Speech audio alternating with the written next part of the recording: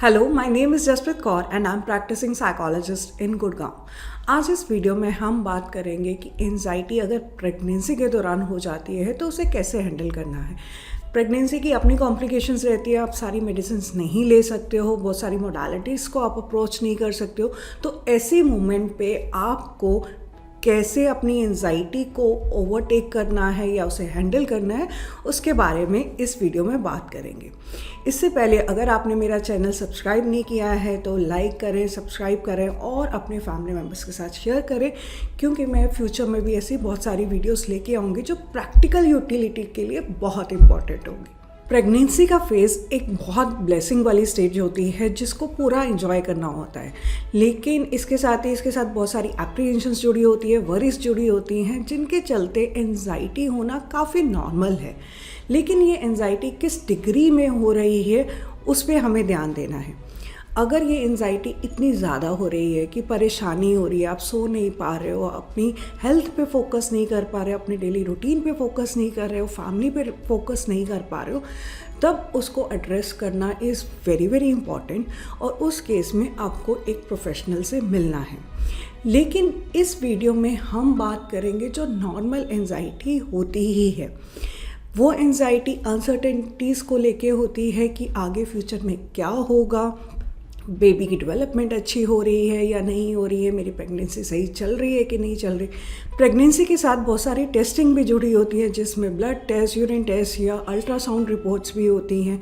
अगर उसमें कुछ रीडिंग बॉर्डर लाइन आ जाए तो टेंशन हो जाती है एकदम से कि बेबी का डेवलपमेंट सही हो रहा है कि नहीं हो रहा है, मैं कुछ गलत तो नहीं कर रही हूँ।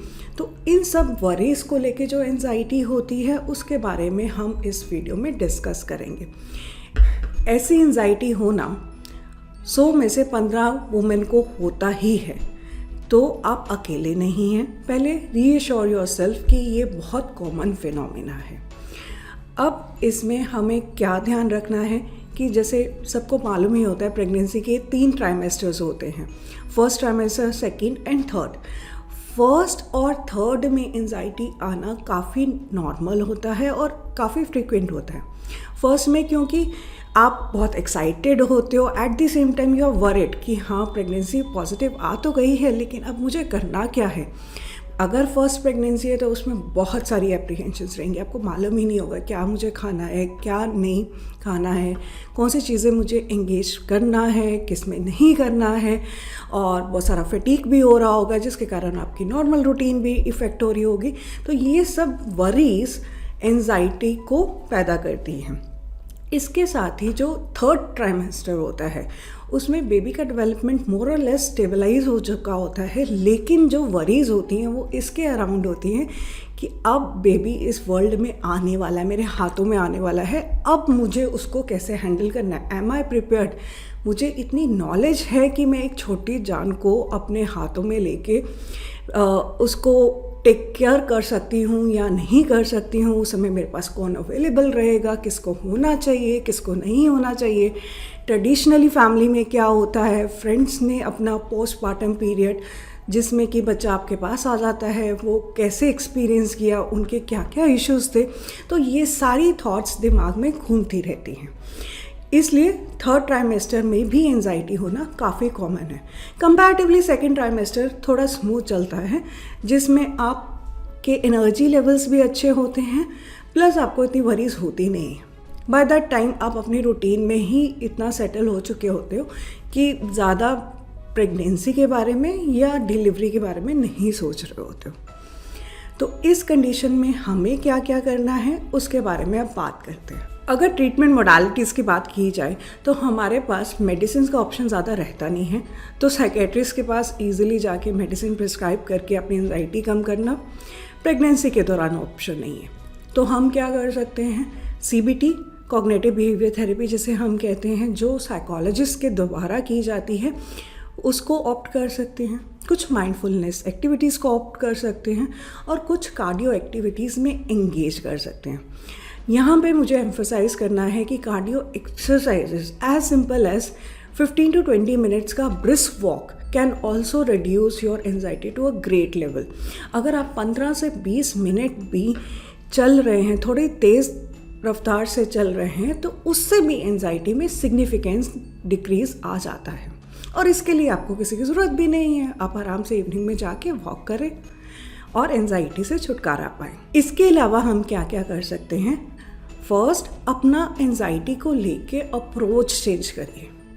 देखिए, एंजाइटी पे मैंने पहले भी बहुत सारी वीडियोस बनाई हैं जिसमें मैंने एंजाइटी को बड़े इजी मेथड में समझाया है कि एंजाइटी नॉर्मल वरी होती है, यूजुअली अनसर्टेन या न्यू सिचुएशंस को लेके होती है जहाँ पे हमें नहीं पता होता कि कॉन्सिक्वेंसेस कैसी आएंगी। तो अपने आप को प्रोग्राम करें, अपने आप को बताएं, अपने आप को रीफ्रेश करके दोबारा बताना है, बोलना है, रीएश्योर करना है कि this is a normal phenomena जिसके बारे में मुझे मालूम ही नहीं है। अगर मैं प्रेगनेंसी फर्स्ट टाइम कर रही हूँ, even for that sake second time भी मेरा प्रेगनेंसी है, एवरी प्रेगनेंसी इज़ यूनिक। मुझे नहीं मालूम आगे क्या होगा क्या नहीं होगा, उसके बारे में थोड़ा टेंशन होना इज़ नॉर्मल। टेंशन है तो सेकेंड स्टेप पे हमें जाना है कि हमें अपने आप को प्रिपेयर करना है। पहले रीएश्योर करें, सेकेंड स्टेप में prepare yourself for the upcoming event. As in कि अगर मुझे टेंशन हो रही है कि डिलीवरी के दौरान क्या होगा क्या नहीं होगा, मुझे क्या खाना चाहिए क्या नहीं खाना चाहिए, बेबी के लिए क्या प्रिकॉशन रखनी है क्या नहीं रखनी है, अगर विंटर डिलीवरी है उसमें मुझे क्या करना है, समर डिलीवरी है उसमें मुझे क्या करना है, तो आजकल इंटरनेट पे बहुत सारी इंफॉर्मेशन अवेलेबल है। आप जेन्युइन सोर्सेज पे जाइए, डॉक्टर, साइकोलॉजिस्ट, इन सब की वीडियोस देखिए और जानिए कि उस मोमेंट में मुझे क्या करना है। जैसे ही आप रेपिटेटिवली अपना नॉलेज बेस बढ़ाएंगे, एंजाइटी खुद ही कम होती जाएगी। तीसरी टेक्निक यूजुअली ये रहती है कि आप अपने लिए एक वरी टाइम अलॉट कर दीजिए। वरी टाइम एज इन कि उतने में ही मुझे ये सब अनसर्टेन चीज़ों के बारे में सोचना है, उसके अलावा मुझे अपने रूटीन पे ही फोकस करना है। अब इसमें क्या हो सकता है कि आप वरी टाइम उस समय इंट्रोड्यूस करें अपने शेड्यूल में जब आपके पास अच्छा सपोर्ट सिस्टम है, एज इन आपके हस्बैंड घर पे हैं, आपके इन-लॉज घर पे हैं, आप अपने फ्रेंड्स के साथ हों, तो उस समय 15-20 मिनट्स आइसोलेशन में लेके उस समय जो भी स्ट्रेसफुल थॉट्स आपके मन में आ रहे हैं उस समय उन्हें प्रोसेस करें। अगर उसका कुछ सोल्यूशन आपको चाहिए तो आपके पास क्योंकि सपोर्ट सिस्टम उस समय अवेलेबल रहेगा, आप उनकी एडवाइस भी ले सकते हैं। नेक्स्ट अप्रोच ये रहेगी कि आप माइंडफुल एक्टिविटीज़ करें। अब माइंडफुल एक्टिविटीज़ करने के लिए हम क्या करते हैं कि अपने सेंसेस को, 5 सेंस ऑर्गन्स जो रहते हैं उनको फुली एंगेज करते हैं किसी भी एक्टिविटी में, किसी भी समय में। हमें कुछ एक्स्ट्रा फोर्स नहीं देना है, लेकिन हम कोई भी एक्टिविटी कर रहे हैं उस समय अपने 5 सेंसेस को एक्सट्रीमली अच्छे से नोटिस करना है। एज इन अगर मैं कुकिंग कर रही हूँ तो मुझे मेरे हाथ में क्या यूटेंसिल्स हैं, क्या चीज़ें मैं टच कर पा रही हूँ, क्या चीज़ें मैं फील कर पा रही हूँ, कौन सी स्मेल्स, फ्रेगनेंसेस मैं स्मेल कर पा रही हूँ, इसके साथ ही टेस्ट कैसा आ रहा है फूड का, इज़ देयर एनी साउंड, किसी साउंड पे मुझे नोटिस करना है, और मेरे उस विज़न में क्या क्या चीज़ें हैं। ये सब चीज़ों को करके हम माइंडफुलनेस को ईजिली प्रैक्टिस कर सकते हैं। ये तो कुकिंग का एग्जाम्पल था। इवन अगर आप फ्री बैठे हो, सोफे पे बैठे हो, आप आराम से आपकी सराउंडिंग्स में क्या क्या स्टिमुलस हैं उनको देखने के लिए आई विजन यूज़ कर सकते हो, ईयर्स यूज़ कर सकते हो, साउंड सुनने के लिए स्मेल्स क्या क्या हैं, फ्रेगनेंसेस क्या क्या हैं, उसके लिए नोज़ यूज़ कर सकते हो। Is there something that you would like to taste at that moment, उसके लिए आप अपनी टंग को यूज़ करते हो। Similarly you can feel somethings. अपने सेंस ऑर्गन्स को यूज़ करें। इससे सबसे बड़ा बेनिफिट ये होता है कि आप उसी मोमेंट पे, प्रेजेंट मोमेंट पे आ जाते हो। एंजाइटी क्यों होती है? क्योंकि हमें फ्यूचर को लेके वरी है। फ्यूचर किसी ने नहीं देखा है, present is the reality, present is the truth. तो माइंडफुलनेस से हम उसी मोमेंट पे, प्रेजेंट मोमेंट पे आ जाते हैं, जिसके कारण मेरा एंजाइटी वाला लूप ब्रेक हो जाता है। बहुत ईजी है करनी, लेकिन it requires lot of persistence and consistency. अगर आप रेगुलरली करेंगे तो आप एंजाइटी की लूप में जाएंगे ही नहीं। सिमिलरली अगर आप कोई एक्टिविटी कर रहे हो तो पीछे बैकग्राउंड में कोई म्यूज़िक लगा सकते हो ताकि आपका ऑडिटरी सिस्टम एक्टिवेट हो जाए। अगर आप कुछ वैसी एक्टिविटी कर रहे हो, फ्री बैठे हो, तो आप टीवी देख सकते हो या कुछ स्टिमुलेटिंग इन्वायरमेंट क्रिएट कर सकते हो जो आपके सेंसेस को उसी मोमेंट पे स्टिमुलेट करे। इसके साथ ही जो last but most effective technique है वो है engaging in cardio exercises. Again मैंने सबसे पहले ही बताया था कि कार्डियो एक्सरसाइजेस एंगेज करते ही हमारे एंजाइटी कम होने लग जाती है। This is proven, many studies have shown this. और इसके लिए मुझे बहुत विगरस कार्डियो करने की ज़रूरत नहीं है और प्रेगनेंसी में वो एडवाइजेबल भी नहीं होता। तो मुझे क्या करना है, सिर्फ 15-20 मिनट के लिए बाहर जाके नेचर वॉक लेना। अगर ये मैं बाहर गार्डन में जाके घास पे बिना चप्पल पहने बेयर फुट वॉक कर सकूं, बहुत इफ़ेक्टिव है। ऐसी सिंपल चीज़ें करके भी एंजाइटी से राहत पाई जा सकती है, प्रोवाइडेड आप इसे कंसिस्टेंटली कर रहे हैं। अगर मैं यहाँ पे अपना पर्सनल एक्सपीरियंस आप लोगों के साथ शेयर करूँ तो फर्स्ट प्रेगनेंसी जो कोरोना टाइम पे हुई थी तो उसमें एंजाइटी हुई नहीं थी। बेसिकली टाइम ही नहीं था क्योंकि बहुत सारी चीज़ें आपको खुद करनी थी, कुछ गेस्ट भी आ रखे थे, तो एंजाइटी या इन सब चीज़ों के लिए टाइम ही नहीं था। Whereas in second pregnancy मुझे इवनिंग आवर्स में बहुत एंजाइटी होती थी। अब यहाँ पे इम्पॉर्टेंट चीज़ है कि आप अपने ट्रिगर्स को पहचानें।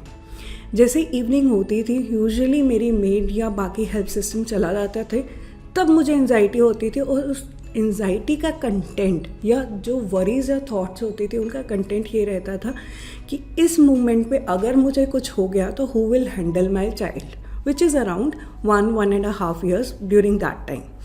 तो इस पर्टिकुलर थॉट ने ही इतना एंजाइटी प्रोड्यूस कर दिया था कि पाल्पिटेशंस होते थे, स्वेटिंग होती थी और वो पीरियड बहुत डिफ़िकल्ट हो जाता था बेसिकली पास करने के लिए।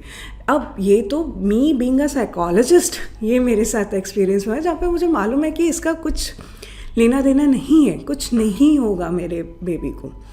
अब इस पीरियड में मैंने क्या क्या चीज़ें यूज़ की थी। फर्स्ट, क्योंकि ये इवनिंग आवर्स में हो रहा था तो I made a friend circle जो इवनिंग वॉक्स करते थे।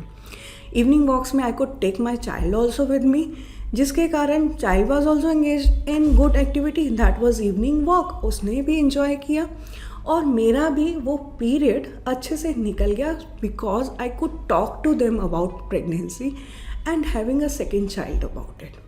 So this was very win-win situation for both of us. Other activities that I engaged in was I made my child play certain things. जब आप अपने बच्चे के साथ खेल रहे होते हो, आप उसे स्टोरी नरेट कर रहे होते हो, आप उस मोमेंट पे होते हो। जैसे मैंने आपके साथ माइंडफुलनेस के बारे में बात की, तो उस समय आप अपने सारे सेंस ऑर्गन्स यूज़ करके उस स्टोरी को इतना इम्प्रेसिव बना सकते हो कि अगेन एंजाइटी का लूप ख़त्म हो जाता है। इसके साथ ही जैसे उस पीरियड पे बच्चा वीन ऑफ कर रहा था, उसे फूड हैबिट्स की ज़रूरत थी, तो एक्टिवली उसमें एंगेज किया, उसे कलरिंग या स्केचिंग जो भी वो स्क्रैबल उस समय कर रहा था उसको करना सिखाया। तो इन सब चीज़ों से मेरी एंजाइटी उस पीरियड के लिए सेटल हो गई। सेकेंड ट्राइमेस्टर में ऐसा कुछ हुआ ही नहीं था, मैंने वैसे भी आपको बताया। फर्स्ट और थर्ड ट्राइमेस्टर्स ही यूजली ज़्यादा एंजाइटी प्रोवोकिंग होते हैं। आई होप ये टिप्स आपको भी काम करेंगे, इन्हें यूज़ करिए, शेयर करिए। If you know some pregnant women who is going through anxiety तो उसके साथ ये वीडियो पक्का से शेयर करना बिकॉज इट्स वेरी इफ़ेक्टिव और ये बहुत प्रैक्टिकल भी है। इसके साथ ही will see you in next video. Until then share this video with your friends, with your family members and do subscribe my channel.